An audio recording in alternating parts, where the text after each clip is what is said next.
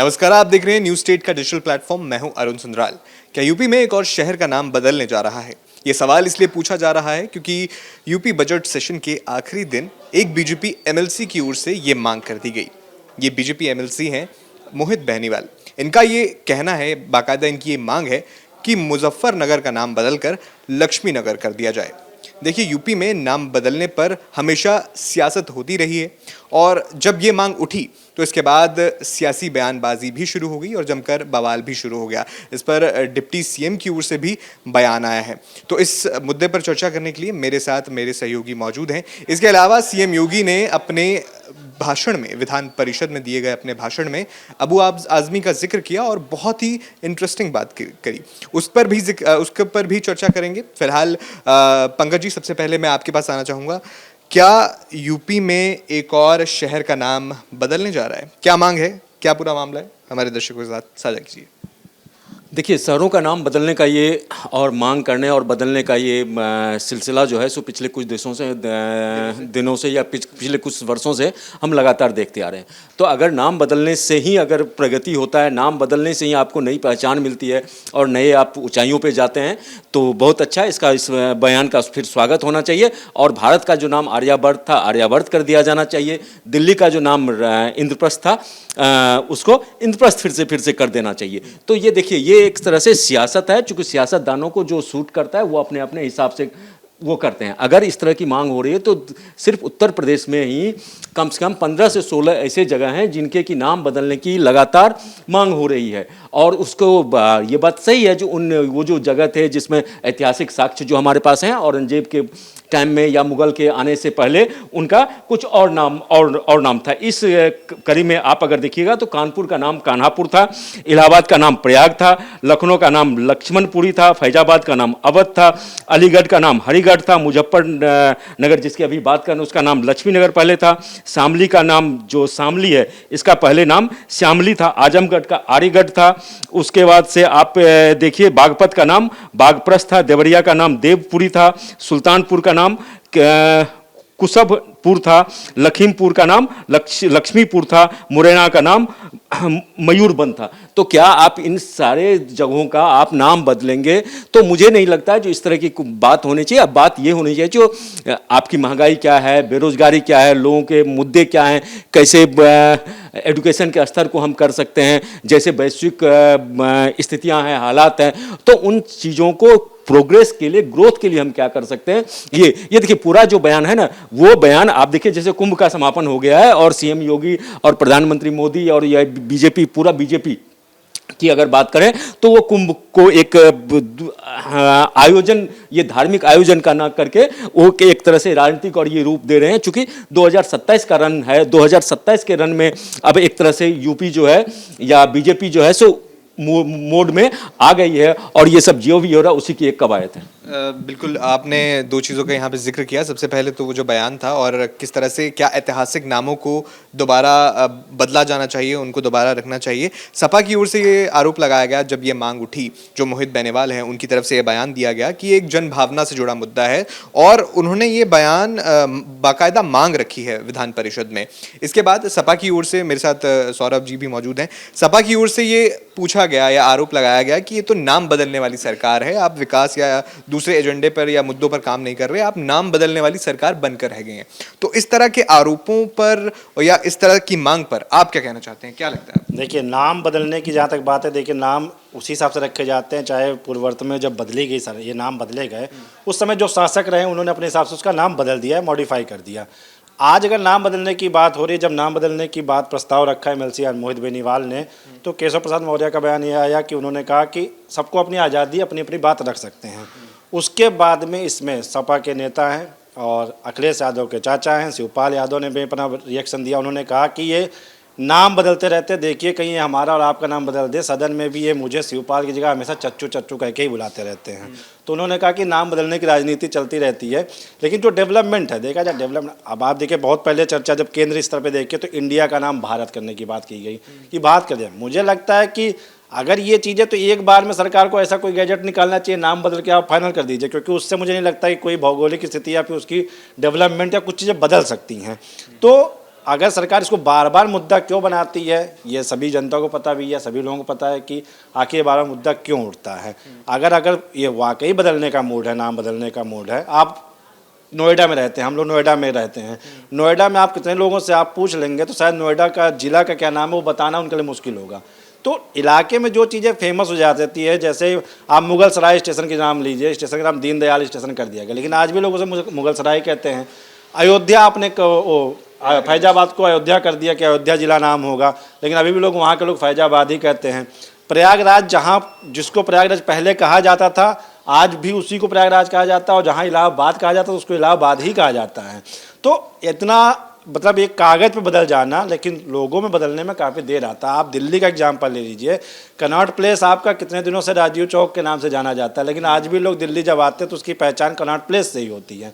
तो नाम बदलने से स्थितियाँ नहीं बदलेंगी, और अगर सरकार की मंशा नाम बदलने की हो तो सरकार को एक बार एक गैजेट निकाल करके और नाम बदल देना चाहिए, काम खत्म। इसको बार बार मुद्दा बनाना, बार बार चीज़ें करना, जैसा पंकज जी कहते हैं ये लिस्ट पहले से थी, ऐसा नहीं कि एमएलसी मोहित बेनीवाल ने अचानक से किया, ये उनके मतलब लाइन में है, पहले से मांग है कि नाम बदल दीजिए, आप लखनऊ का नाम लक्ष्मणपुरी कर दीजिए, जो भी करना है एक बार में कर दीजिए। इसको बार बार मुद्दा बनाना और बार बार इस चीज़ की चर्चा करना, मुझे लगता है केवल और केवल एक पब्लिक मतलब हाईलाइट्स के लिए है, और लोगों के लिए जो एक चर्चा का विषय बन जाता है कि हाँ हमारे पास एक मुगलों की पहचान है, नवाबों की पहचान है, वो हट जाएगी इससे।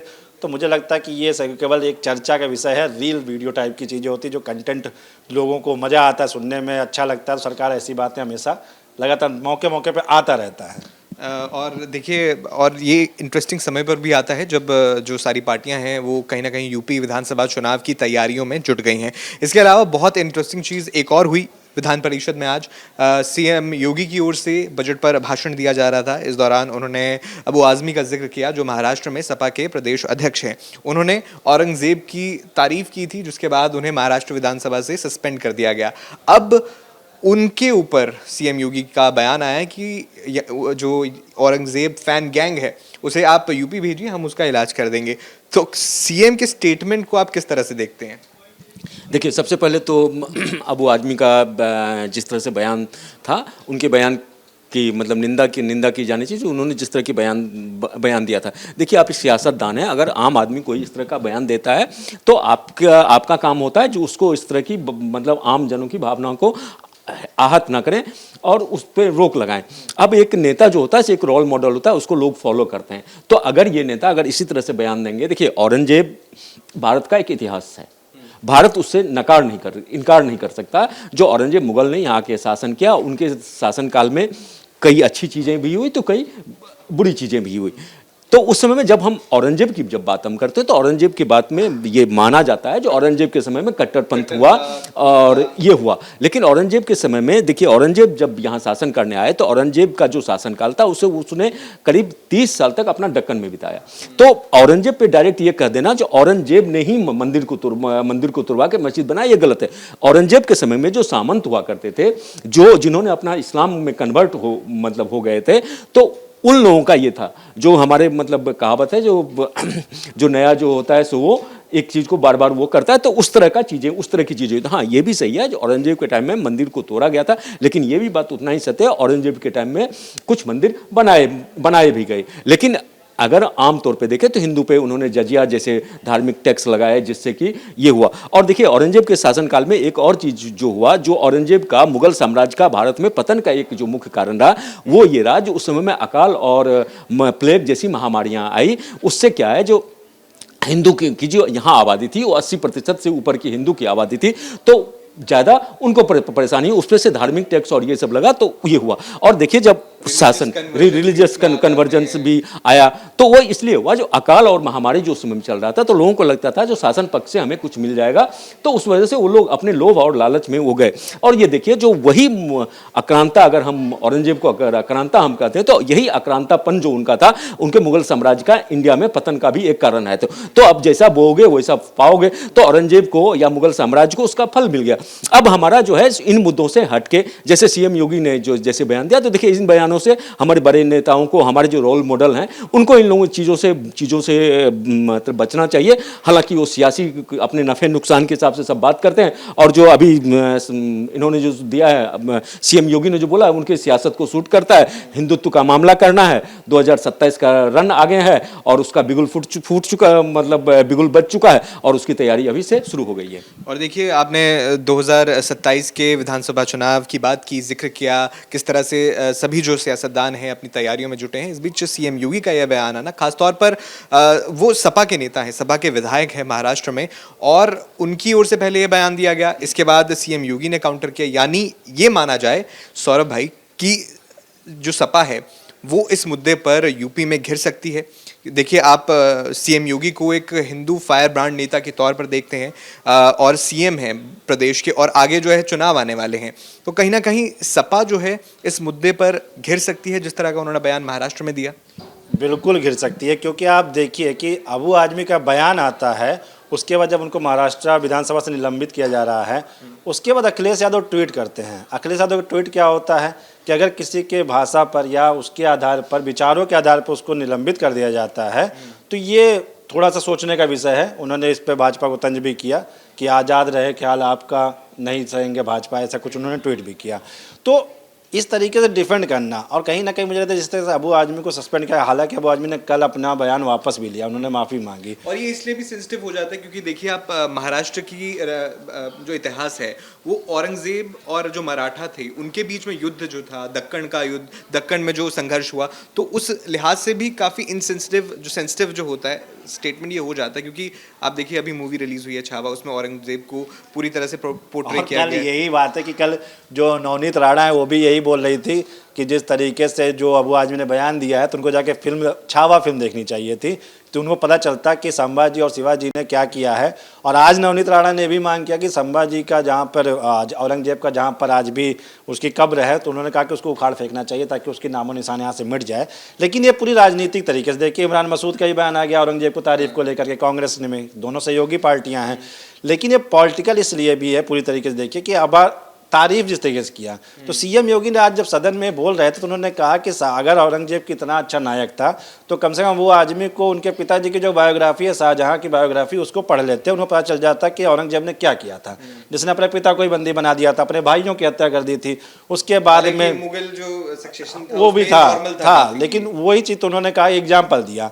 और उन्होंने इसके साथ में बहुत सख्त लफ्ज़ों में कहा कि उन्होंने जो एक्ट लाइन थी उनकी, वो उन्होंने कहा कि उस कमबख्त को आप पार्टी से निकालो, समाजवादी पार्टी से निकालो और यूपी भेजो, हम उसका उपचार कर देंगे। लेकिन बिना नाम लिए नाम नहीं लिया। उन्होंने बोला कि उस कमबख्त को पार्टी से निकालो, उत्तर प्रदेश भेजो, हम उसका इलाज कर देंगे। सौरभ, मैं ये कहना चाहूँगा, जो समाजवादी पार्टी और कांग्रेस क्यों इस तरह का मतलब काम करती है, जो बीजेपी जिस तरह की पिच तैयार करना चाहती है, बीजेपी पिच तैयार करती है और ये उनके पिच पे खेलने चले जाते हैं और फिर ये मौका खुद देते हैं और फिर धराशायी हो जाते हैं। देखिए, विपक्ष जो लगातार इस तरह से गिर रहा है, या विपक्ष का जो ग्राफ, मतलब कांग्रेस हो या समाजवादी पार्टी हो, अगर आप देखें तो ठीक है, लोकसभा चुनाव में आपका ठीक मतलब प्रदर्शन रहा, मतलब ठीक क्या प्रदर्शन रहा, सत्ता में तो आए नहीं, हाँ मतलब एक जो है एक सबसे बड़ा राज था, उसमें थोड़ा सा आपने ये कर लिया।